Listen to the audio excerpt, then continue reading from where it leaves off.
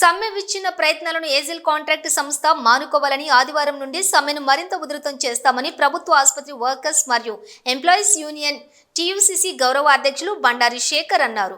ప్రభుత్వ ఆసుపత్రి workers and employees union ఆధ్వర్యంలో కరీంనగర్ జిల్లా ప్రధాన జనరల్ వైద్యశాల ఎదుట రెండవ రోజు జరుగుతున్న సమ్మెను విచ్ఛిన్నం చేయడానికి ఏజిల్ సంస్థ యాజమాన్యమైన బషీర్ తీవ్ర ప్రయత్నాలు చేశాడని బండారి శేఖర్ తెలిపారు.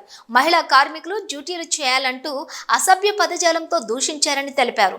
కార్మికులకు ఫోన్ చేసి డ్యూటీ చేస్తారా లేదా లేకుంటే మీ సంగతి చూస్తాను అంటూ నాకు మీరు దొరుకుతారు అంటూ భయభ్రాంతులకు గురి చేయటం జరిగిందని, ఎవరెన్ని భయభ్రాంతులకు గురి చేసినా కార్మికులందరూ ఐక్యంగా సమ్మెను కొనసాగించడం జరుగుతుందని తెలిపారు. రెండవ రోజు జరుగుతున్న సమ్మెకు all India forward bloc Karimnagar జిల్లా అధ్యక్షులు కోమటిరెడ్డి హాజరై కార్మికులు చేసిన సమ్మెకు సంపూర్ణ మద్దతు తెలియజేశారు.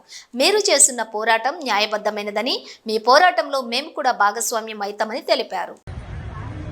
కరీంనగర్ ప్రభుత్వ హాస్పిటల్లో పనిచేసినటువంటి sanitation, patient care, security guards 250 మంది కార్మికుల సమ్మె రెండవ రోజు జయప్రదంగా జరుగుతూ ఉన్నది. ఈ సమ్మెలో ఈరోజు 250 మంది పైచిలుక కార్మికులు పాల్గొనడం జరిగింది. హాస్పిటల్ సూపరింటెండెంట్ గారు వీరారెడ్డి గారు మీ జీతాలు పడతాయి, మీరు సమ్మెను విరమించమని చెప్పేసి మాతో చర్చలు జరిపారు.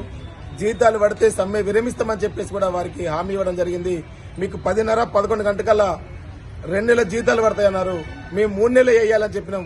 2 నెలలు అయినా పర్లేదు, మేము ఆలోచన చేస్తామని చెప్తే ఇప్పటికి కూడా మాకు కార్మికులకు జీతాలు పడకపోవడం వల్ల సమ్మెలు కొనసాగిస్తా ఉన్నాం. ఈ సమ్మెను కొనసాగించడం కాదు, రేపటి సమ్మెను మరింత ఉధృతం చేస్తాం.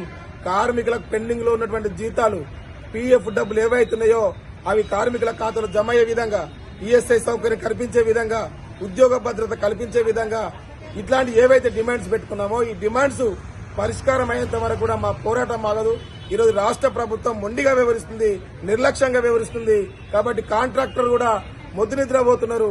కార్మికుల సమస్యలు గాలికి వదిలేసారి ఇతర సమస్యలు పరిష్కరించారు తప్ప కార్మికుల సమస్యలు పరిష్కారం అయ్యేంత వరకు కూడా, మా జీతాలు వచ్చేంత వరకు కూడా ఈ సమ్మెను మరింత రేపు భవిష్యత్తు ఉధృతం చేస్తామని సందర్భంగా తెలియజేస్తా ఉన్నాం.